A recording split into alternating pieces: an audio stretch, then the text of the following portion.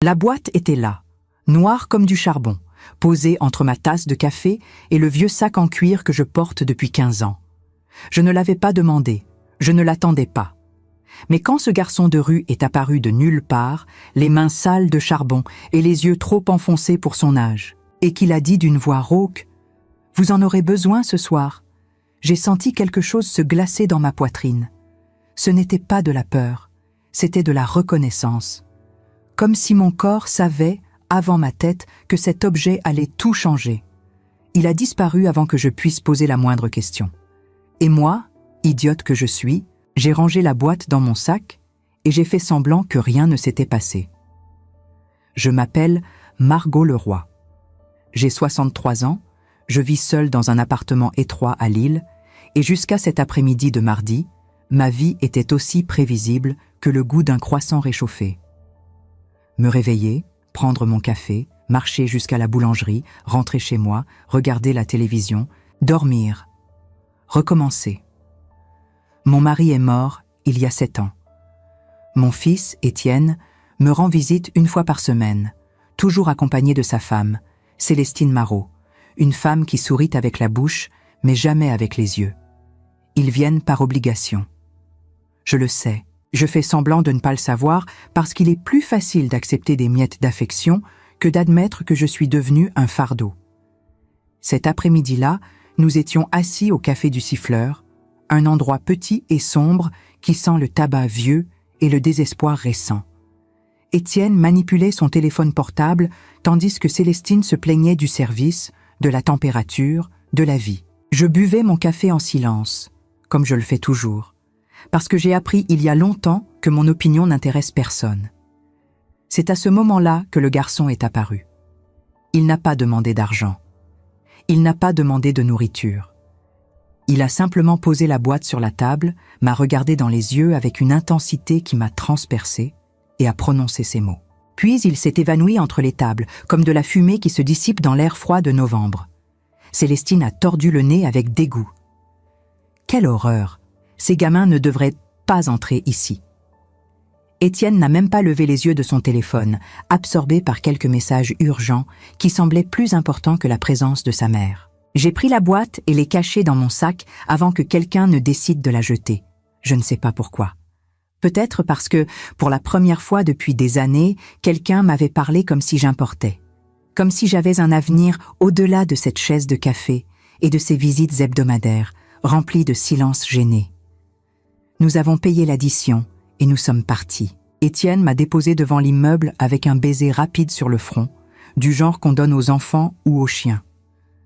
Célestine m'a fait un signe de la main depuis la fenêtre de la voiture sans me regarder, ses yeux déjà tournés vers son téléphone. J'ai monté les escaliers jusqu'à mon appartement au 3e étage, mes genoux protestant à chaque marche, cette douleur familière qui me rappelle que mon corps vieillit plus vite que mon esprit ne le voudrait. J'ai posé la boîte sur la table de la cuisine. Je suis resté à la contempler un long moment. Noire, lisse, sans marque. Elle semblait ancienne, mais bien entretenue. Le genre d'objet qui garde des secrets enfouis depuis longtemps.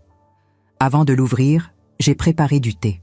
J'ai pris ma tasse préférée, celle avec un dessin délavé de la Tour Eiffel que mon mari m'avait offerte lors de notre voyage à Paris il y a 30 ans, et je me suis assise sur ma chaise habituelle. Dehors, le ciel de l'île commençait à s'assombrir, ce gris lourd qui précède la nuit d'hiver. Les fenêtres des immeubles voisins s'allumaient une à une, de petits carrés de lumière jaune qui me faisaient sentir encore plus seule dans mon propre appartement silencieux. J'ai respiré profondément, mes mains tremblant légèrement au-dessus du couvercle de la boîte, et je l'ai ouverte. À l'intérieur, il n'y avait que 2 choses.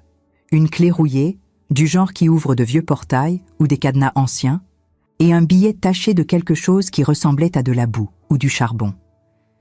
L'écriture était tordue, faite à la hâte, mais lisible. Je l'ai lu 1 fois. Je l'ai lu 2 fois. Je l'ai lu 3 fois. Et à chaque lecture, le monde autour de moi devenait plus froid, plus hostile, plus menaçant. Ne faites pas confiance à ceux qui partagent votre table. Ma main a commencé à trembler de façon incontrôlable. J'ai laissé tomber la tasse de thé qui s'est brisée sur le sol de la cuisine dans un bruit sec et définitif. Je n'ai même pas bougé pour nettoyer. Je suis resté là, tenant ce billet comme s'il s'agissait d'une bombe sur le point d'exploser. Parce que soudain, sans avertissement, tout prenait sens. Les visites précipitées, les regards que Célestine et Étienne échangeaient quand ils pensaient que je ne faisais pas attention. Les conversations interrompues lorsque j'entrais dans la pièce. La façon dont mon fils ne posait plus jamais de questions sur l'appartement, sur mes économies, sur mes projets pour l'avenir. Je me suis levée lentement, marchant sur les débris de porcelaine sans ressentir de douleur, et je suis allée jusqu'à la porte du salon. J'ai collé mon oreille contre le bois. Ils étaient là en bas, à l'entrée de l'immeuble. Je les entendais parfaitement à travers la cage d'escalier mal isolée, leur voix portant dans le silence du soir. La voix de Célestine montait, tranchante, impatiente comme une lame de couteau. « Étienne, tu as décidé ou tu vas continuer à tergiverser. Adrien a besoin de la réponse avant vendredi. »« Je sais. » La voix de mon fils sonnait fatiguée, irritée, celle d'un homme pressé par des obligations qu'il préférerait éviter. « Mais c'est ma mère, Célestine. Ce n'est pas aussi simple que ça. »« Simple ? Tu trouves que supporter cette femme est simple ? Elle ne fait rien de la journée. Elle ne fait que dépenser de l'argent et occuper de l'espace. Son appartement vaut une fortune, Étienne. Une fortune qui pourrit pendant qu'elle y vit seule, à regarder des séries télévisées et à boire du thé. Silence. Un silence qui a duré trop longtemps. Un silence lourd de décisions qui se prenaient dans l'ombre. Quand Étienne a repris la parole, sa voix était différente. Plus basse, plus déterminée, plus froide. « Tu as raison, je vais signer les papiers. On la met dans la maison de retraite la semaine prochaine. Adrien a déjà garanti qu'il y a une place disponible. Ensuite, on vend l'appartement, on entre comme investisseur dans son hôtel, et voilà. Problème résolu. Mon cœur s'est arrêté. Pas métaphoriquement. Il s'est vraiment arrêté pendant 1 seconde, 2, avant de reprendre son rythme dans un battement désordonné qui faisait mal. J'ai posé ma main contre le mur pour ne pas tomber. Mes jambes sont devenues comme de la gélatine. Ma bouche s'est asséchée complètement. Et à l'intérieur de moi, quelque chose que je pensais mort avec mon mari, de la rage, peut-être, ou simplement de l'amour-propre, a commencé à se réveiller lentement. Vous savez, ceux qui m'écoutent maintenant n'ont peut-être jamais ressenti ça. Cette sensation d'être jeté par les personnes que vous avez créées, nourries, aimées sans condition. C'est comme si le sol disparaissait sous vos pieds et que vous réalisiez, trop tard, qu'il n'y a jamais eu de sol. Juste le vide déguisé en routine quotidienne. Mais si vous avez déjà ressenti, ne serait-ce qu'1 seconde, cette douleur qui serre la poitrine et vole votre souffle. Laissez un like sur cette vidéo et dites-moi, dans les commentaires, d'où vous me regardez en ce moment. Parce que cette histoire n'est pas seulement la mienne, c'est la nôtre. Et j'ai besoin de savoir que je ne suis pas seule dans cette épreuve. Je suis retournée dans la cuisine, j'ai pris la clé rouillée et je l'ai rangée dans la poche de mon manteau. J'ai nettoyé les débris de porcelaine du sol avec des mains tremblantes, mais fermes. J'ai préparé un autre thé, cette fois sans le renverser. Je me suis assise sur ma chaise habituelle et je suis restée à regarder par la fenêtre, observant l'île s'endormir en contrebas avec ses lumières faibles et ses petites vies ordinaires. Et pendant que je buvais le thé tiède, j'ai commencé à planifier ma réponse. Parce que si mon fils pensait que j'étais juste une vieille femme inutile, attendant passivement que la mort arrive, il se trompait lourdement. J'avais une clé, j'avais un billet, et j'avais, pour la première fois depuis des années, une raison de me réveiller le lendemain matin avec un but précis. Le lendemain matin, je me suis réveillée avec une clarté que je n'avais pas ressentie depuis des années. Pas de brouillard mental, pas de cette lourdeur qui me clouait au lit chaque matin, me chuchotant que rien ne valait la peine de se lever. Non, ce matin-là, j'avais un objectif. Et cet objectif avait la forme d'une clé rouillée et d'un mensonge qui devait être déterré. Le réveil a sonné à 6 heures, comme d'habitude, mais pour la première fois depuis la mort de mon mari, je ne l'ai pas détesté. Je me suis levée sans hésitation, mes pieds touchant le parquet froid avec une détermination nouvelle. Mon corps protestait, mes genoux craquaient, mon dos me rappelait mes 63 ans, mais mon esprit était aiguisé comme une lame. J'avais passé toute la nuit à réfléchir, à tourner et retourner les pièces du puzzle dans ma tête. Maintenant, Il était temps d'agir. J'ai préparé mon café comme d'habitude, tartines beurrées, confiture de fraises bon marché achetée au supermarché du coin, mais mes gestes étaient différents. Plus vifs, plus précis, comme si mon corps comprenait avant mon esprit que j'étais redevenue une personne d'action et non plus une spectatrice passive de ma propre vie. Chaque mouvement avait un but. Chaque seconde comptait. Je n'étais plus cette femme qui laissait les journées s'écouler dans l'indifférence et l'ennui. J'ai ouvert le tiroir où je garde mes vieux papiers, factures impayées que je n'arrive jamais à jeter, photos jaunies d'une époque où j'avais encore de l'importance pour quelqu'un, souvenirs d'une vie qui semblait appartenir à une autre personne. Et j'ai cherché quelque chose de précis. Un plan de l'île. Celui que mon mari utilisait pour ses promenades dominicales le long du canal de la Deule. Il aimait marcher là-bas, respirer l'air humide qui montait de l'eau, observer les péniches passer lentement. Moi, je trouvais ça déprimant. Maintenant, je comprenais pourquoi il y allait. C'était un endroit où on pouvait réfléchir sans être dérangé. Le canal. C'était là que la clé devait mener.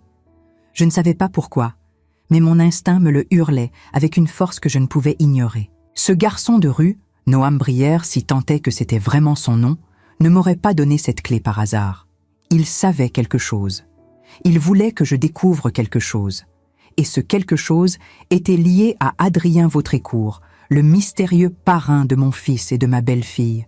Cet homme dont le nom revenait sans cesse dans leurs conversations chuchotées. J'ai étalé le plan sur la table de la cuisine, mes doigts suivant les lignes bleues qui représentèrent le canal. Il y avait plusieurs kilomètres de berges, des dizaines de bâtiments abandonnés, d'entrepôts désaffectés. Par où commencer? J'ai fermé les yeux, essayant de me rappeler quelque chose, n'importe quoi qui pourrait m'aider. Et puis ça m'est revenu. Une conversation entendue il y a des mois. Étienne parlait à Célestine d'un projet près du vieux dépôt.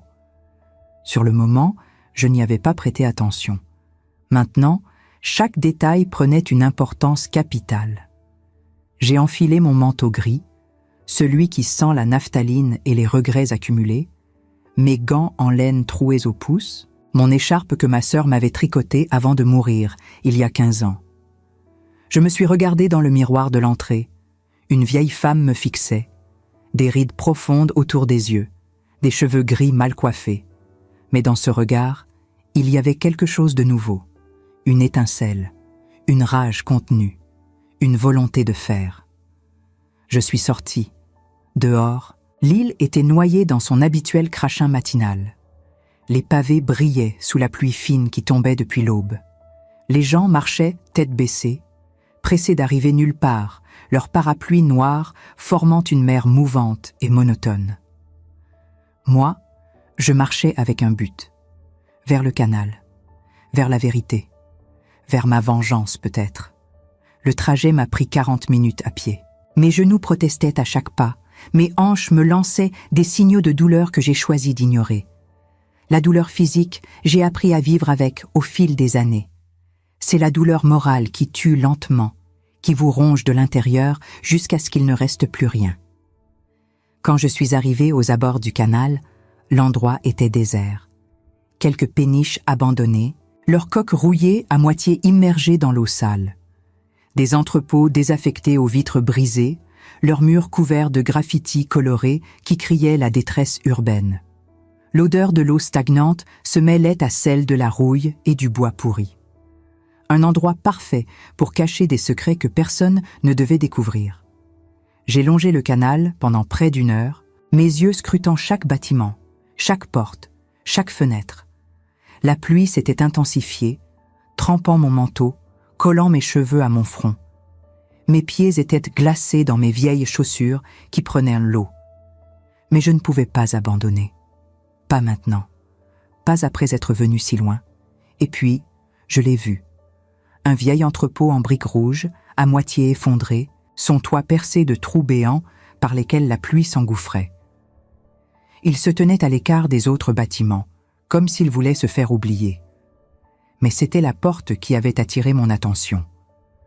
Une lourde porte en métal, étonnamment intacte pour un endroit aussi délabré, verrouillée par un cadenas massif et rouillé qui semblait avoir survécu à des décennies d'abandon. Mon cœur s'est mis à battre plus fort. Pas à cause de l'effort de la marche, à cause de la certitude qui grandissait en moi. C'était là. Ça devait être là. J'ai sorti la clé de ma poche. Elle tremblait dans ma main mouillée par la pluie. Pas à cause du froid, à cause de la peur de ce que j'allais trouver, à cause de l'espoir aussi que peut-être, enfin, j'aurais des réponses. J'ai inséré la clé dans le cadenas. Elle s'est enfoncée parfaitement, glissant dans le mécanisme, comme si elle l'attendait depuis toujours, comme si ce moment avait été écrit dans le destin. Un déclic. Le cadenas s'est ouvert dans un grincement métallique. J'ai retiré le cadenas, l'ai posé par terre et j'ai poussé la porte. Elle a grincé sur ses gonds rouillés, révélant l'intérieur sombre et humide de l'entrepôt. Il m'a fallu quelques secondes pour que mes yeux s'habituent à l'obscurité. La lumière grise du jour filtrait à peine à travers les trous du toit et les fenêtres brisées. L'odeur était insupportable. Moisie. Putride. Comme si quelque chose avait pourri ici pendant des années. Mais quand mes yeux se sont ajustés, quand j'ai pu voir ce qui m'entourait, j'ai compris pourquoi le garçon m'avait donné cette clé. Pourquoi il m'avait dit que j'en aurais besoin. Parce que ce que j'ai trouvé là-dedans n'était pas juste une preuve de la trahison de mon fils. C'était une carte complète de la corruption, de la manipulation et de la cruauté organisée. Des piles de documents s'entassaient sur une vieille table en bois rongée par l'humidité et le temps. Des contrats, des relevés bancaires, des lettres manuscrites, des photos. Tout était là, étalé comme les pièces d'un puzzle macabre qui révélait une vérité insoutenable. Mes mains tremblaient en saisissant le premier document. Un contrat. Je l'ai ouvert, mes yeux parcourant rapidement les lignes. Des noms, des adresses, des montants, des signatures. J'ai commencé à lire et chaque page que je tournais me donnait envie de vomir. Mon estomac se retournait, ma gorge se serrait. Adrien Vautrécourt n'était pas un simple investisseur hôtelier comme Étienne me l'avait dit. C'était un prédateur, un monstre en costume 3 pièces qui ciblait des personnes âgées vulnérables, les convainquait de vendre leurs biens sous de faux prétextes, de signer des procurations qu'ils ne comprenaient pas, de lui confier leurs économies durement gagnées. Puis, il les plaçait dans des maisons de retraite sordides où ils finissaient leurs jours dans la négligence et l'oubli, abandonnés par leur famille, oubliés par le monde. Pendant ce temps, lui empochait tout. Les appartements, l'argent, les vies entières réduites à des lignes sur des relevés bancaires. J'ai trouvé des photos, des visages, des personnes âgées qui me regardaient depuis le papier jauni avec des yeux vides, résignés. Combien étaient-ils? 10? 20? 50? Je ne pouvais même pas compter. Chacun avait une histoire. Chacun avait été quelqu'un. Et maintenant, il n'était plus que des noms sur des documents, des profits dans le portefeuille d'un homme sans conscience. Et mon fils, mon propre fils, son nom apparaissait partout. Étienne Leroy, signataire, complice, bénéficiaire. Il n'était pas juste une victime manipulée par Adrien, comme j'avais essayé de me convaincre pendant la nuit blanche que je venais de passer. Il était un participant actif, un associé volontaire. Un monstre portant mon nom de famille, le nom que son père lui avait donné avec tant de fierté. J'ai fouillé plus profondément dans les piles de documents, mes mains sales de poussière et d'encre séchée. Et puis je l'ai trouvé. Un contrat daté de la semaine précédente. Mon nom y figurait en lettres noires. Margot Leroy, propriétaire d'un appartement situé rue de la Monnaie, Lille. Valeur estimée, 300 000 €. Destination prévue après vente. Investissement dans le projet hôtelier Les Terrasses du Nord, géré par Adrien Vautrécourt et associés. Associés dont le nom d'Étienne Leroy brillait en lettres noires, souligné 2 fois. Ils avaient déjà tout planifié. La maison de retraite où ils comptaient m'enfermer. La vente de mon appartement. Le partage des profits. Tout, absolument tout. Sauf une chose, mon consentement. Parce qu'ils comptaient l'obtenir par la force, la manipulation, ou simplement en me faisant déclarer inapte mentalement. J'ai trouvé même les documents médicaux falsifiés, prêts à être soumis. Un médecin complice, un psychiatre corrompu. Tout était organisé avec une précision chirurgicale. Je me suis assise sur une vieille chaise cassée, mes jambes ne me portant plus. J'ai plié les documents les plus importants avec soin et les ai glissés dans mon sac. Mon cœur battait si fort que j'avais peur qu'il explose dans ma poitrine. Mais ma tête, elle, était froide, calculatrice, méthodique, parce que je venais de comprendre quelque chose de fondamental. Je n'étais pas une victime, pas encore, pas tant que j'avais ces documents. J'étais une femme avec des preuves. Et des preuves, ça change tout. Ça renverse les rapports de force. Ça transforme les chasseurs en proie. En sortant de l'entrepôt, j'ai pris soin de tout remettre exactement comme je l'avais trouvé. J'ai refermé le cadenas derrière moi, comme si de rien n'était. Personne ne devait savoir que j'étais venue ici. Pas encore. Pas avant que je sois prête. J'avais besoin de temps, de réfléchir, de planifier ma prochaine action avec la même précision qu'ils avaient utilisée pour planifier ma destruction. Parce que confronter Étienne directement ne servirait à rien. Il nierait tout, Célestine aussi. Ils me feraient passer pour une vieille folle paranoïaque qui invente des histoires. Ils utiliseraient ma solitude, mon âge, ma vulnérabilité apparente contre moi. Non, il fallait être plus maligne, plus cruel peut-être. Il fallait les prendre à leur propre piège.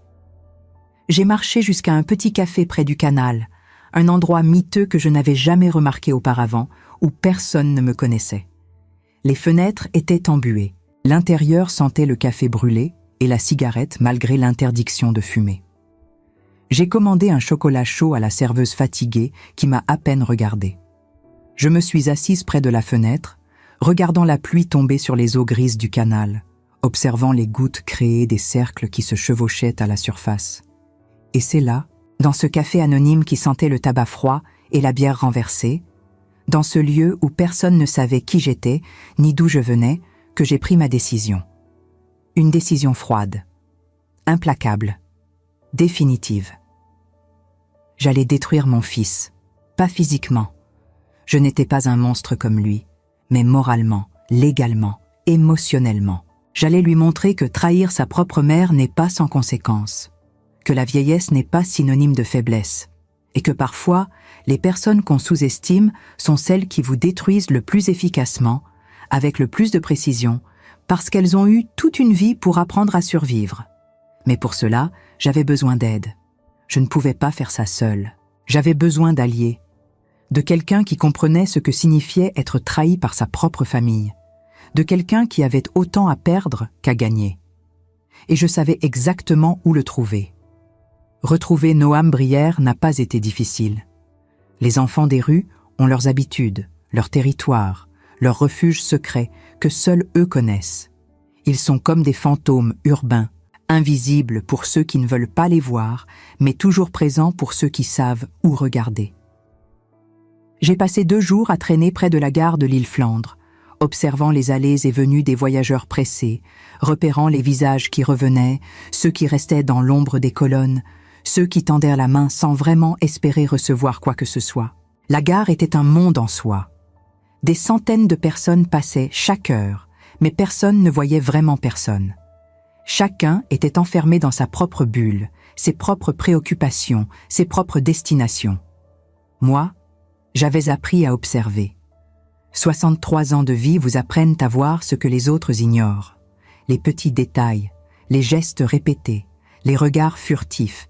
Et puis, le 3e jour, alors que le soleil d'après-midi déclinait derrière les nuages gris de novembre, je l'ai vu. Assis contre un mur près de la sortie nord, une casquette sale enfoncée sur la tête pour cacher son visage. Les mains tendues vers les passants qui l'ignoraient avec cette indifférence polie qu'on réserve aux invisibles de notre société. Il portait le même manteau troué que la première fois. Ses doigts étaient toujours noirs de charbon ou de saleté, et ses yeux gardèrent cette profondeur troublante, cette vieillesse qui n'avait rien à faire dans le regard d'un enfant. Je me suis approché lentement, pour ne pas l'effrayer, pour ne pas le faire fuir comme un animal sauvage. Les enfants de la rue ont appris à se méfier des adultes, surtout de ceux qui s'intéressent à eux. Trop souvent, cet intérêt cache des intentions malveillantes. Quand il a levé les yeux vers moi, j'ai vu quelque chose s'allumer dans son regard. De la reconnaissance, certainement. Peut-être même du soulagement, comme s'il m'attendait depuis le début, comme s'il savait que je viendrais le chercher. « Vous avez ouvert la boîte », a-t-il dit d'une voix rauque qui semblait trop grave pour son âge. Ce n'était pas une question, c'était une constatation, une certitude. Oui, et j'ai trouvé l'entrepôt, les documents, tout. Ma voix était plus ferme que je ne l'aurais cru. Pas de tremblement, pas d'hésitation, juste des faits. Il a hoché la tête lentement, comme s'il s'y attendait depuis le début, comme si tout cela faisait partie d'un plan qu'il avait soigneusement élaboré. Alors vous savez, pour votre écourt, pour votre fils. Je sais. Le mot est sorti de ma bouche comme une pierre froide. Mais j'ai besoin que tu me racontes ton histoire. Pourquoi tu m'as donné cette clé? Comment tu sais tout ça? Qui t'a appris à me trouver? Noam a hésité. Ses yeux ont balayé les alentours, vérifiant que personne ne nous écoutait. La gare continuait sa vie bruyante autour de nous. Les annonces de départ et d'arrivée résonnant dans les haut-parleurs, les valises roulant sur le sol carrelé, les conversations se mélangeant en une cacophonie urbaine qui nous protégeait paradoxalement. Personne ne faisait attention à une vieille femme parlant avec un enfant de rue. Nous étions invisibles tous les deux, chacun à notre manière. Puis, d'une voix rauque marquée par trop de nuits passées dehors, trop peu de repas chauds, trop de souffrance pour quelqu'un de si jeune, il a commencé à parler. Et son histoire m'a brisé le cœur morceau par morceau. Ma grand-mère, elle s'appelait Simone Brière. Elle vivait seule dans un petit appartement près du Vieux-Lille, un endroit modeste mais propre, avec des rideaux à fleurs qu'elle lavait chaque semaine et des photos de famille sur tous les murs. Mon père était mort dans un accident de chantier quand j'avais 4 ans. Ma mère nous avait abandonnés 6 mois plus tard, partie avec un homme qui ne voulait pas d'un gosse dans sa nouvelle vie. C'était ma grand-mère qui s'occupait de moi depuis. On n'avait pas beaucoup d'argent, mais on s'en sortait. Elle travaillait comme femme de ménage dans des bureaux la nuit. Moi, j'allais à l'école pendant qu'elle dormait le jour. On se retrouvait pour le dîner. C'était notre moment. Elle me racontait des histoires de quand elle était jeune, avant la guerre, quand le monde semblait plein de promesses. Sa voix s'est brisée légèrement. Il a détourné les yeux, fixant le sol comme s'il y cherchait le courage de continuer. Et puis, un jour, un homme est venu la voir. Adrien Vautrécourt. Il portait un costume cher, il souriait beaucoup, il parlait avec cette voix douce que les gens utilisent quand ils veulent vous convaincre de quelque chose. Il lui a dit qu'elle travaillait trop dur pour son âge, qu'elle méritait mieux, qu'il connaissait une maison de retraite magnifique, moderne, avec des jardins et des infirmières attentionnées. Qu'elle pourrait y vivre confortablement, recevoir des soins, avoir de la compagnie. Qu'elle n'aurait plus à travailler la nuit, à se fatiguer, à s'inquiéter pour l'argent. Noam a serré les poings, ses jointures devenant blanches sous la saleté. Elle a hésité au début. Elle ne voulait pas me laisser seule. Mais lui, il a dit qu'il s'occuperait de tout, que je pourrais la visiter chaque week-end, que ce serait mieux pour nous deux. Il lui a montré des photos, de belles chambres avec vue sur un parc, des salles à manger lumineuses, des gens qui souriaient. Elle a cru chaque mot. Elle lui a fait confiance. Elle a signé les papiers, j'ai murmuré, connaissant déjà la suite. Oui, elle a signé. Tout. La procuration, la vente de l'appartement, l'autorisation pour qu'il gère son argent.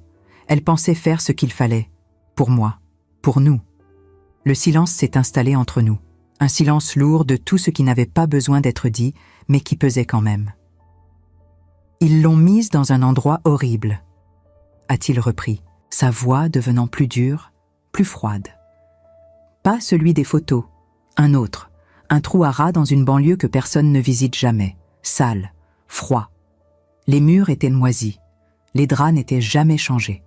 Les infirmières la traitaient comme un déchet, comme si elle n'était déjà plus une personne, juste un corps qui attendait de mourir. Elle a essayé de m'appeler avec le téléphone d'une autre résidente, mais quand ils l'ont découvert, ils ont confisqué tous les téléphones de son étage.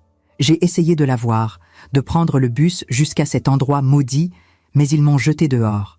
Ils ont dit que je n'étais pas sur la liste des visiteurs autorisés, que seul son tuteur légal pouvait décider qui la voyait. Vautrécourt. Vautrécourt. Il a craché le nom comme un poison. 6 mois plus tard, elle est morte. Pneumonie, ils ont dit. Mais je sais la vérité. Elle est morte de solitude, d'abandon, de chagrin. Pendant qu'elle croupissait dans cette prison déguisée en maison de retraite, Vautrécourt vendait son appartement et empochait l'argent. 320 000 €. Disparu, évaporé dans ses poches et celles de ses complices. Et les documents dans l'entrepôt ? J'ai demandé, bien que je commence à deviner la réponse. Je les ai volés. Une lueur de fierté dangereuse est apparue dans ses yeux. Après sa mort, je n'avais plus rien. Plus de maison, plus de famille. J'ai dormi dans la rue, dans des abris pour sans-abri, sous des ponts. Mais je n'ai jamais oublié ce qu'il avait fait. Je ne pouvais pas oublier. Alors j'ai passé des mois à surveiller votre écour, à apprendre ses habitudes, ses déplacements, ses rendez-vous. J'ai découvert où il travaillait, où il gardait ses dossiers. Un soir, il y a 3 mois, je me suis introduit dans son bureau. La fenêtre du sous-sol était mal fermée. J'ai tout pris. Tous les dossiers qu'il gardait dans son coffre-fort, dont il pensait que personne ne connaissait la combinaison. Toutes les preuves de ses crimes.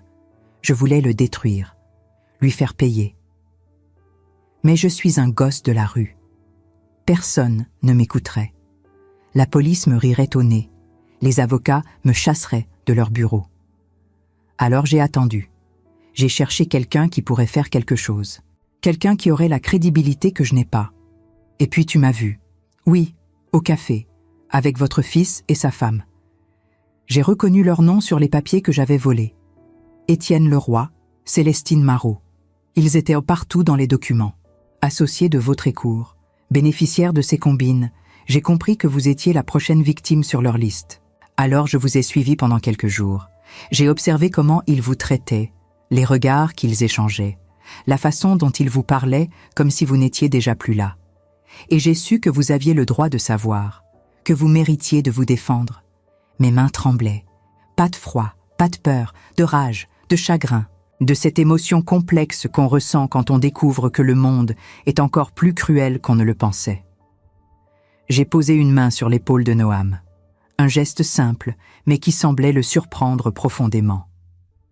Comme s'il n'avait pas l'habitude qu'on le touche avec douceur, avec respect, avec compassion. « Tu as bien fait », j'ai dit, ma voix chargée d'une conviction absolue. « Mais maintenant, on va finir ce que tu as commencé, ensemble, nous deux contre eux tous. » Les yeux de Noam se sont remplis de larmes qu'il a rapidement essuyées avec le dos de sa main sale, comme s'il avait honte de montrer de la faiblesse. « Comment ? Qu'est-ce qu'on peut faire ? Ils sont riches, puissants, protégés. » En utilisant leurs propres armes contre eux, la loi, la presse, la honte publique, en exposant tout ce qu'ils ont fait au grand jour, où ils ne pourront plus se cacher derrière leur sourire et leur costume cher. Mais pour ça, j'ai besoin que tu me fasses confiance, vraiment confiance, et que tu me laisses te protéger. Me protéger ? Il semblait confus, comme si le concept même de protection lui était étranger. Si votre écour découvre que c'est toi qui as volé les documents, il te fera disparaître. Il a trop à perdre. Des millions d'euros.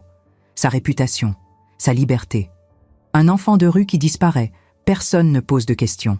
C'est triste, mais c'est la réalité. Mais s'il pense que c'est moi qui ai tout découvert seul, grâce à mes propres recherches, il me sous-estimera. Les vieilles dames, on nous sous-estime toujours. On pense qu'on est fragile, confuse, facile à manipuler. C'est notre force, notre arme secrète. Ils ne verront jamais venir le coup.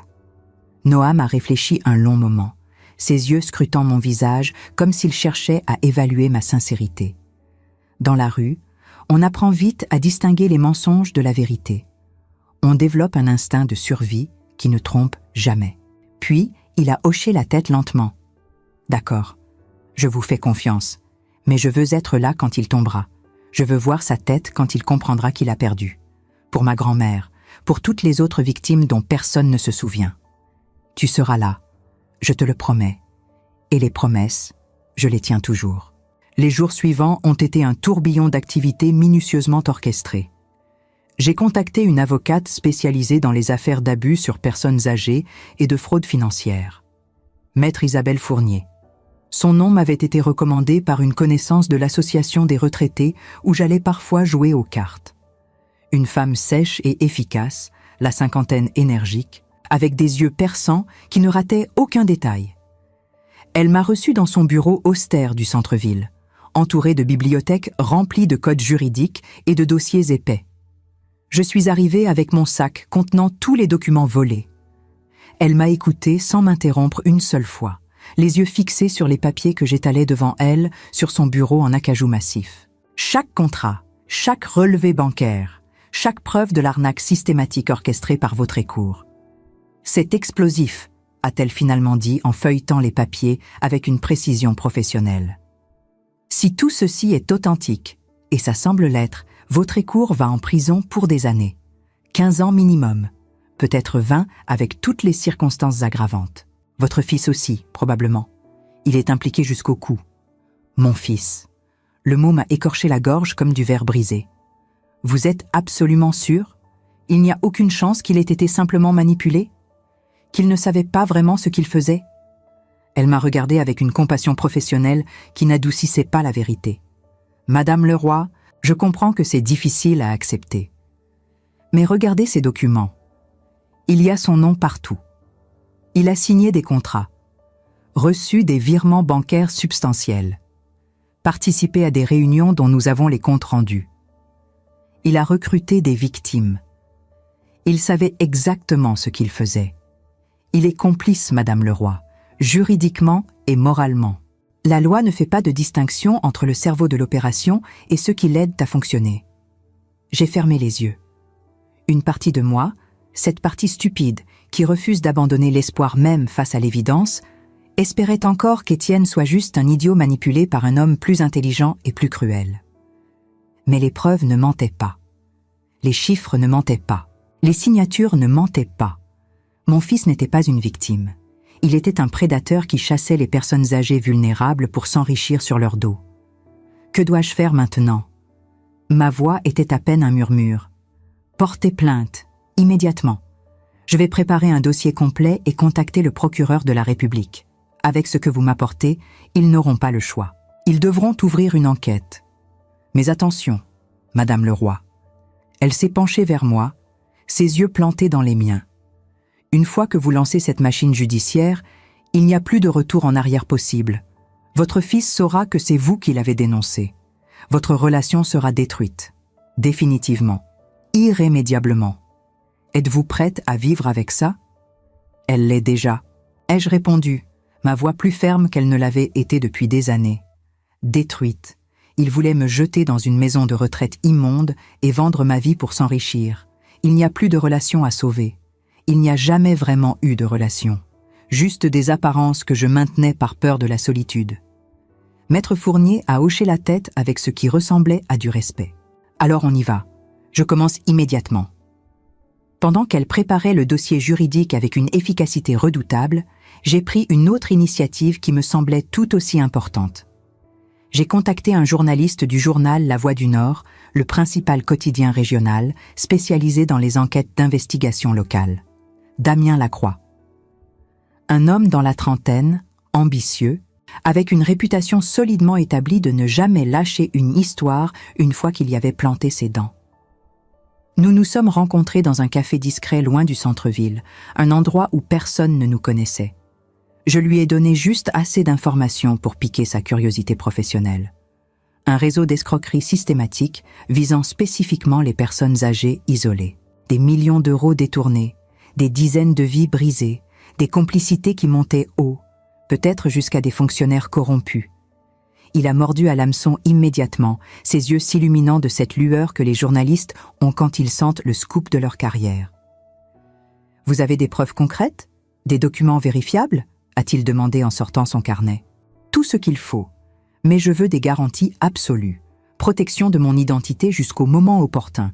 Et surtout, je veux que l'article sorte exactement le jour où la police arrêtera Vautrécourt. Impact maximum, effet de surprise totale. Ils ne doivent pas avoir le temps de préparer une défense médiatique. » Vous avez bien réfléchi à tout ça, Madame Leroy. Il me regardait avec un mélange d'admiration et de curiosité. Quand on vous vole votre dignité, quand on projette de vous jeter comme un déchet, vous apprenez à réfléchir vite et froidement. Le piège se refermait, lentement, méthodiquement, inexorablement, comme un étau d'acier qui se resserre millimètre par millimètre. Mais il restait une dernière chose à faire. La plus difficile émotionnellement. La plus douloureuse personnellement. Confronter Étienne. Pas pour le sauver. Il était trop tard pour ça. Pas pour lui pardonner. Certaines trahisons sont impardonnables. mais pour lui faire comprendre exactement ce qu'il avait détruit, pour qu'il voie dans mes yeux ce que sa cupidité avait anéanti. J'ai invité Étienne et Célestine à dîner chez moi un vendredi soir. Un simple appel téléphonique. « Venez dîner à la maison vendredi.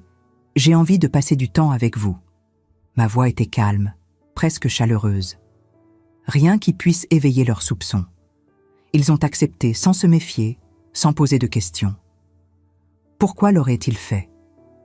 Pour eux, j'étais toujours la vieille mère docile, celle qui sert le café sans poser de questions et qui signe les papiers qu'on lui tend sans les lire, celle qui ne fait jamais de vagues, celle qu'on peut manipuler sans effort. J'ai préparé un repas simple mais soigné. Poulet rôti aux herbes de Provence, exactement comme Étienne l'aimait quand il était enfant. Pommes de terre gratinées au four, haricots verts frais du marché. Rien de spécial ou d'extravagant. Mais j'ai mis la table avec un soin méticuleux. Nappe blanche que je n'utilisais que pour les grandes occasions. Bougies dans les chandeliers en argent que ma mère m'avait donnés pour mon mariage. La belle vaisselle en porcelaine qui dormait dans le buffet depuis des années. Comme pour une occasion importante, solennelle. Parce que c'en était une. La dernière fois que je verrais mon fils comme mon fils. La dernière fois que nous partagerions une table avant que tout ne s'effondre définitivement. L'appartement sentait bon. Le poulet rôtissait doucement dans le four, remplissant l'air d'arômes réconfortants qui évoquaient des dimanches en famille d'une époque révolue. J'avais même acheté du vin, un bon Bordeaux que je ne pouvais normalement pas me permettre. Mais ce soir, l'argent n'avait pas d'importance. Ce soir était un rituel, un dernier repas, une exécution déguisée en réunion familiale. Ils sont arrivés à 19h pile, toujours ponctuels quand il s'agissait de leurs obligations. Célestine portait une robe chère dans un tissu fluide qui devait coûter plus que ma pension mensuelle et un sourire faux plaqué sur son visage comme un masque de théâtre. Étienne avait l'air fatigué, stressé, des cernes sombres sous les yeux. Il évitait mon regard, ses yeux glissant sur moi sans vraiment me voir. Coupable, probablement, ou juste impatient d'en finir avec cette corvée hebdomadaire pour retourner à sa vraie vie. « Ça sent bon, maman », a dit Étienne en entrant, utilisant ce mot « maman », avec une facilité qui me révulsait maintenant. Combien de fois avait-il prononcé ce mot en pensant à l'argent qu'il pourrait tirer de ma mort ou de mon enfermement? « J'ai fait ton plat préféré », ai-je répondu avec un sourire qui devait sembler maternel, mais qui me brûlait les lèvres. Nous avons mangé dans un silence presque confortable, ponctué de remarques banales sur la météo, le travail, les embouteillages. J'ai posé des questions simples, innocentes. Comment va le travail? Le temps est vraiment maussade en ce moment, n'est-ce pas? Avez-vous des projets pour les vacances de Noël qui approchent? Ils ont répondu machinalement, sans vraiment m'écouter, leurs réponses automatiques comme des robots bien programmés. Célestine a complimenté le poulet du bout des lèvres, tout en chipotant dans son assiette, son régime perpétuel lui interdisant probablement de vraiment savourer quoi que ce soit. Étienne a mangé rapidement, nerveusement, comme quelqu'un qui veut en finir au plus vite. Au dessert, une tarte aux pommes que j'avais achetée à la boulangerie du coin, pas faite maison car je n'avais plus l'énergie pour ça. J'ai servi le café dans les tasses en porcelaine fine. Puis, avec des gestes délibérément lents, théâtraux presque, j'ai posé une enveloppe brune sur la table, entre l'assiette d'Étienne et son verre de vin à moitié vide. Le silence est devenu soudainement lourd, oppressant. « Qu'est-ce que c'est ?» a demandé Étienne en fronçant les sourcils, son regard fixé sur l'enveloppe comme si c'était un serpent venimeux prêt à mordre. « Ouvre !»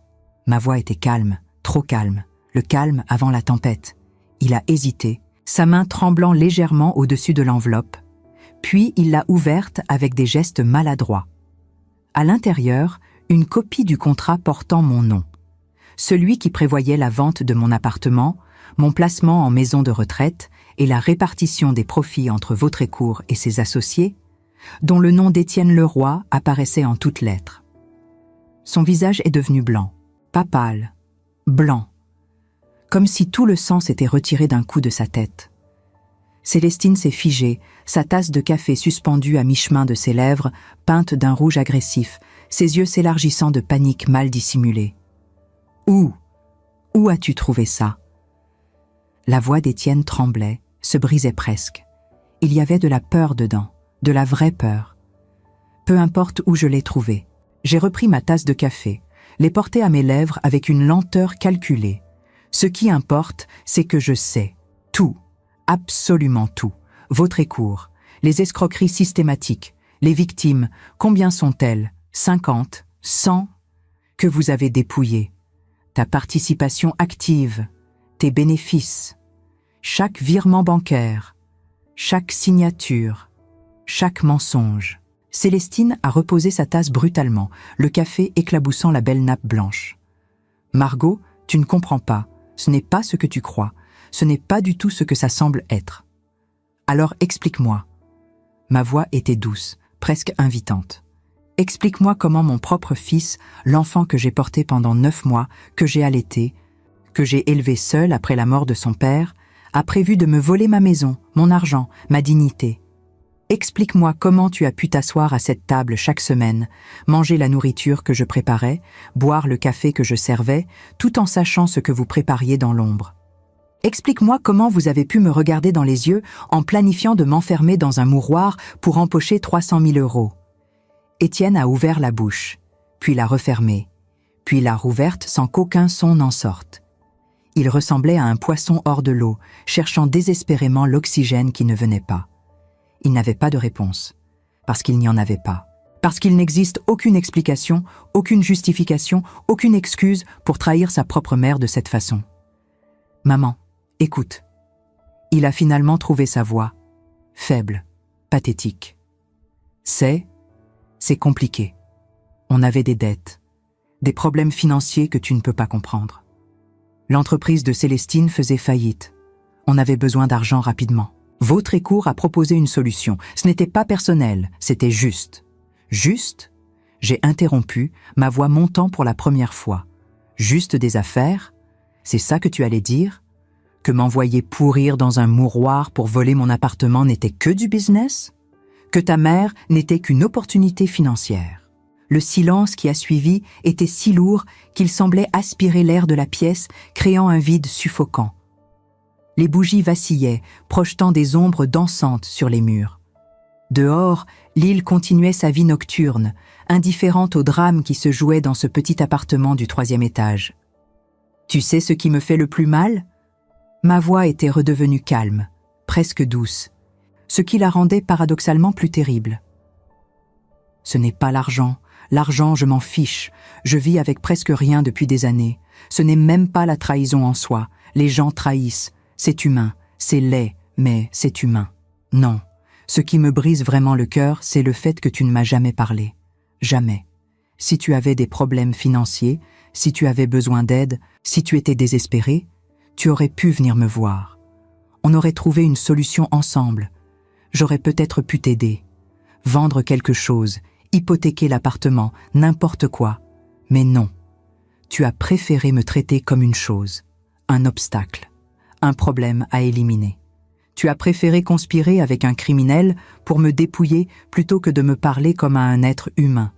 Maman, Et les larmes coulaient maintenant sur ses joues. De vraies larmes. Mais étaient-elles de remords ou simplement de peur d'être pris? Ne m'appelle pas maman. Les mots sont sortis comme des lames de glace. Tu as perdu ce droit, ce privilège, pour toujours. Célestine a finalement trouvé sa voix, acide et défensive comme toujours, attaquant parce que c'était sa seule défense. Et maintenant, tu vas nous dénoncer, nous détruire, jouer les justicières? Tu te rends compte de ce que ça va faire à ta propre famille? Je n'ai pas besoin de vous détruire. J'ai souri, et ce sourire devait être effrayant parce que Célestine a reculé sur sa chaise. Vous l'avez fait vous-même. Vous avez construit votre propre prison avec vos mensonges, votre cupidité, votre cruauté. Moi, je vais juste m'assurer que les portes se ferment. J'ai sorti mon téléphone de ma poche avec des gestes mesurés. J'ai composé un numéro que j'avais enregistré plus tôt. Le téléphone a sonné 2 fois avant qu'une voix professionnelle ne réponde. « Maître Fournier ? Oui, c'est moi, Margot Leroy. Ils sont tous les 2 ici, devant moi. Oui, vous pouvez y aller. Lancez la procédure. Oui, merci. » Étienne s'est levé d'un bond, sa chaise basculant en arrière avec fracas. « Qu'est-ce que tu as fait? Qu'est-ce que tu viens de faire? » J'ai porté plainte, contre votre écourt, et contre toi, contre vous deux. Escroquerie en bande organisée, abus de faiblesse sur personnes vulnérables, détournement de fonds, faux et usage de faux. La liste est longue, très longue. La police arrive dans exactement 5 minutes. J'ai aussi contacté la presse. Demain matin, toute la ville, toute la région saura exactement ce que vous avez fait. Vos noms, vos visages, vos crimes, tout sera exposé au grand jour. Célestine a hurlé, un cri perçant, hystérique, animal presque, qui a dû réveiller les voisins. Elle a attrapé son sac à main de créateur et s'est précipitée vers la porte, ses talons claquant frénétiquement sur le parquet. Mais je l'ai bloquée. Pas physiquement. Je suis trop vieille pour ça. Juste avec des mots. Des mots bien choisis. Des mots qui tuent. Tu peux partir si tu veux, Célestine. La porte n'est pas verrouillée, mais la police sait où te trouver. Ils ont ton adresse, ton numéro de plaque, tout. Et crois-moi, fuir ne fera qu'aggraver ta situation. Ça transformera la complicité en fuite caractérisée. Ça ajoutera des années à ta condamnation. Elle s'est effondrée sur une chaise, le visage dans les mains parfaitement manucurées, ses épaules secouées de sanglots qui semblaient plus théâtraux que sincères. Étienne, lui, restait debout, immobile comme une statue, les yeux fixés sur moi avec une expression que je n'arrivais pas à déchiffrer complètement. De la haine, du regret, de la peur, de l'incompréhension, probablement un mélange toxique de tout ça. « Pourquoi ?» a-t-il murmuré, sa voix à peine audible. « Pourquoi tu fais ça? Je suis ton fils, ton seul enfant. Comment tu peux me faire ça? » « Parce que tu m'as obligé. » Ma voix était ferme, sans aucune hésitation. « Parce que j'ai passé toute ma vie à me taire, à accepter, à me faire petite, à ne pas faire de vagues, à être la gentille maman qui ne pose pas de questions embarrassantes. Et regarde où ça m'a menée. À une table de dîner avec un fils qui voulait me voler ma vie pour quelques centaines de milliers d'euros. Non, Étienne, cette fois, je ne me tais pas. Cette fois, je me bats. Pour moi. Pour toutes les victimes de Vautrécourt qui n'ont pas eu la chance de se défendre. Pour cette dignité qu'on m'a toujours dit de sacrifier au nom de la paix familiale. On a frappé à la porte. 3 coups secs, officiels, autoritaires. Le son que font les représentants de la loi quand ils viennent chercher des suspects. J'ai ouvert la porte lentement, théâtralement. 2 policiers se tenaient là, l'air sérieux et professionnel dans leurs uniformes impeccables. Un homme d'une 40aine d'années avec une moustache grise et une jeune femme aux yeux vifs qui ne ratait aucun détail. « Madame Leroy, nous sommes les agents Mercier et Dubois. Nous avons un mandat d'arrêt pour Monsieur Étienne Leroy et Madame Célestine Marot. » L'agent Mercier parlait d'une voix neutre, récitant les faits sans émotion. J'ai hoché la tête et je me suis écartée pour les laisser entrer, comme si j'invitais des amis pour le café. Les policiers ont pénétré dans l'appartement, leur regard professionnel balayant rapidement la scène. La table du dîner encore mise, les bougies qui brûlaient toujours, les restes du repas, et mes 2 invités, figés dans leur culpabilité. Les policiers ont lu leur droit à Étienne et Célestine avec cette précision administrative qui rend les pires moments de la vie encore plus surréalistes. Vous avez le droit de garder le silence. Tout ce que vous direz pourra être utilisé contre vous. Les mots résonnaient dans le petit appartement comme un glas funèbre. Célestine pleurait maintenant pour de bon, du mascara coulant en traînées noires sur ses joues autrefois parfaites. Étienne, lui, restait stoïque, acceptant les menottes sans résister, son regard perdu dans le vide. Puis, ils les ont emmenés. Mon fils s'est retourné une dernière fois avant de franchir la porte, ses yeux cherchant les miens. Nos regards se sont croisés, et dans le sien, j'ai vu quelque chose se briser. Peut-être l'image qu'il avait de lui-même comme quelqu'un de malin qui ne se ferait jamais prendre, ou peut-être juste l'illusion que les conséquences ne le rattraperaient jamais, qu'il pourrait toujours s'en sortir grâce à son charme ou ses mensonges. Quand la porte s'est refermée derrière eux avec un clic final et définitif, je me suis retrouvée seule avec les bougies qui continuaient de brûler, seule avec les assiettes sales et les verres à moitié vides, seule avec le silence assourdissant qui remplissait maintenant l'appartement. Je me suis assise à la table du dîner, à ma place habituelle. J'ai versé le reste du Bordeaux dans mon verre et je l'ai bu lentement, savourant chaque gorgée comme un rituel de purification. Le vin était bon, meilleur que tout ce que j'avais bu depuis des années. Il avait le goût de la liberté, de la justice, de la dignité retrouvée. J'ai soufflé les bougies une à une, regardant la fumée monter en volutes grises vers le plafond. Puis je me suis levée et j'ai commencé à débarrasser la table, lavant chaque assiette avec soin, rangeant chaque verre à sa place, remettre de l'ordre dans la cuisine, dans ma vie. 3 semaines plus tard, Adrien Vautrécourt a été arrêté lors d'une opération de police coordonnée qui a impliqué une douzaine d'agents. L'article de Damien Lacroix a fait la une de La Voix du Nord le jour même de l'arrestation, exactement comme prévu. Réseau d'escroquerie aux personnes âgées démantelé à Lille, des millions détournés, des dizaines de victimes. Le titre s'étalait en grosses lettres noires sur toute la première page.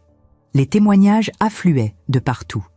D'autres familles brisées, d'autres vies volées, d'autres personnes âgées qui avaient tout perdu à cause de la cupidité de Vautrécourt et de ses complices. L'affaire a pris une ampleur nationale. Les chaînes de télévision sont venues. Les journalistes ont campé devant le tribunal pendant des semaines. Vautrécourt a tenté de fuir comme le lâche qu'il était. Il a vidé ses comptes bancaires, rempli une valise de billets et pris la route vers la Belgique, pensant probablement pouvoir disparaître dans un autre pays. Mais il a été intercepté à la frontière par la police belge, alertée par Interpol. Son empire s'est effondré en quelques jours. Les propriétés qu'il possédait ont été saisies, ses comptes bancaires gelés. Ses associés, paniqués, se sont retournés les uns contre les autres, chacun essayant de sauver sa peau en dénonçant les autres. Étienne a plaidé coupable lors du procès qui s'est tenu 6 mois plus tard. Son avocat lui avait conseillé la coopération, espérant une réduction de peine. Il a été condamné à 5 ans de prison, dont 2 avec sursis, pour complicité d'escroquerie en bande organisée. Le juge a été clément en raison de sa coopération et du fait qu'il était un délinquant primaire. Mais 5 ans, c'est long. Assez long pour réfléchir, pour comprendre, pour peut-être devenir un homme meilleur, ou pas. Je ne sais pas. Et je ne suis pas sûre que ça m'importe encore. Célestine a coopéré avec la justice de manière encore plus enthousiaste, dénonçant Vautrécourt et même Étienne pour essayer de réduire sa propre peine. Elle a témoigné contre eux pendant des heures, révélant des détails sordides sur le fonctionnement du réseau. Elle a été condamnée à 3 ans de prison ferme. Leur mariage n'a pas survécu au procès. Les papiers du divorce ont été signés avant même le verdict final. Célestine a disparu après sa libération, partie refaire sa vie ailleurs, loin de Lille, loin du scandale, loin de tout. Quant à moi, je vis toujours dans mon appartement de la rue de la Monnaie.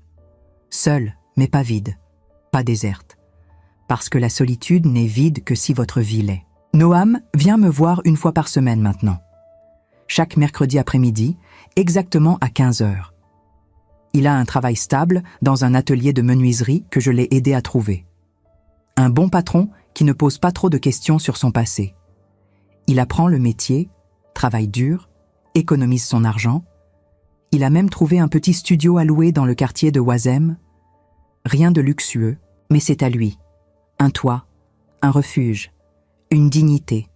Il m'appelle Mamie Margot. C'est idiot, c'est sentimental. C'est tendre d'une manière qui me fait parfois pleurer quand je suis seule. Et ça me fait un bien fou. Plus que tout l'argent du monde, plus que toutes les visites obligées de mon fils ne l'ont jamais fait. Nous prenons le thé ensemble. Il me raconte sa semaine à l'atelier, les meubles qu'il apprend à fabriquer, les techniques de menuiserie que son patron lui enseigne. Ses rêves d'ouvrir peut-être un jour son propre atelier. Je lui parle de mes journées tranquilles, des livres que je lis à la bibliothèque municipale, des promenades que je fais maintenant le long du canal sans avoir peur, sans que cet endroit soit hanté par des souvenirs douloureux. Parfois, assis à ma petite table de cuisine devant nos tasses de thé, je repense à cette boîte noire, à ce garçon aux mains sales qui m'a donné une clé et une chance de me battre. Je me demande s'il savait ce que ça déclencherait, s'il avait imaginé toute la chaîne d'événements qui allait suivre. Probablement. Les enfants de la rue voient des choses que nous, adultes confortables dans nos certitudes, préférons ignorer. Ils comprennent la cruauté humaine d'une manière que nous ne pouvons qu'imaginer. J'ai appris quelque chose ces derniers mois, quelque chose de fondamental que j'aurais dû comprendre il y a des années. La vieillesse n'est pas une condamnation à l'impuissance et à l'invisibilité. C'est un choix. On peut choisir de s'effacer, de se laisser piétiner, de croire qu'on ne compte plus et qu'on est juste un fardeau en attente de la mort.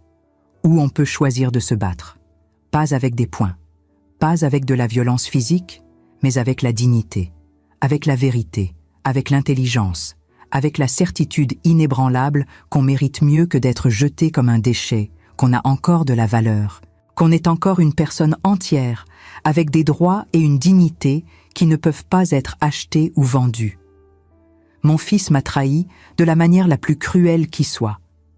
Mais en le faisant, en me forçant à ouvrir les yeux sur la réalité de notre relation, il m'a aussi libérée d'une certaine manière. Libérée de l'illusion que l'amour familial est inconditionnel et éternel. Libérée de la peur de finir seule, parce que j'ai découvert que la solitude vaut mieux qu'une compagnie toxique, basée sur le mensonge et l'exploitation. Libérée de la culpabilité de ne pas être une bonne mère, parce que j'ai finalement compris que protéger un criminel ne fait pas de moi une bonne mère, mais une complice. Parce que j'ai découvert quelque chose de plus précieux que n'importe quel lien de sang, le respect de soi. Cette sensation de pouvoir se regarder dans le miroir chaque matin et voir quelqu'un de digne, quelqu'un de fort, quelqu'un qui a refusé d'être une victime. Et ça, cette certitude, cette force intérieure, personne ne pourra jamais me le voler. Plus jamais. Les bougies du dîner sont depuis longtemps éteintes, mais une autre lumière brûle maintenant dans ma vie. Plus petite peut-être, mais plus vraie, plus pure, plus durable. Et c'est largement suffisant. Et vous, qu'auriez-vous fait à ma place? Cette question me hante encore parfois, dans le silence de mes nuits à Lille. Parce que choisir entre le sang et la dignité, ce n'est jamais simple. Ce n'est jamais noir ou blanc. C'est cette zone grise où notre cœur et notre raison se livrent une bataille sans merci. Je sais que beaucoup d'entre vous qui m'écoutez en ce moment ont peut-être vécu quelque chose de similaire. Peut-être pas exactement la même trahison, mais cette sensation d'être devenu invisible aux yeux de ceux que vous avez élevés, nourris, aimés sans condition. Cette douleur sourde de comprendre qu'on vous voit comme un fardeau et non plus comme une personne. Et je sais aussi que certains d'entre vous ont choisi le silence. Pas par lâcheté, jamais par lâcheté. Mais parce que parfois, garder la paix familiale semble être le seul choix raisonnable quand on a 60, 70, 80 ans. Mais voilà ce que j'ai appris. Le silence ne protège que ceux qui nous font du mal. Il ne nous protège jamais nous. Chaque fois que nous acceptons l'inacceptable pour préserver les apparences, nous perdons un petit morceau de nous-mêmes. Et un jour, si nous ne faisons pas attention, il ne reste plus rien. Alors je voudrais vous demander quelque chose, à vous qui m'avez écouté jusqu'au bout.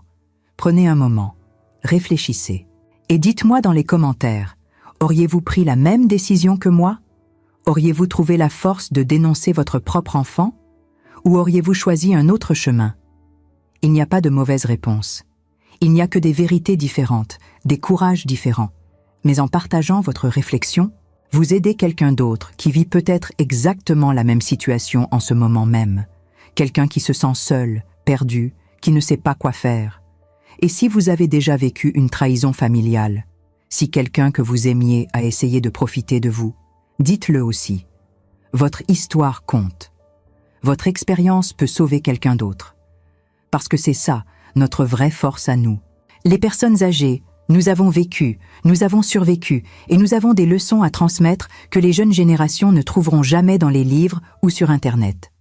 Dites-moi aussi d'où vous m'écoutez, de Paris, de Lyon, de Marseille, d'Algérie, du Maroc, du Québec.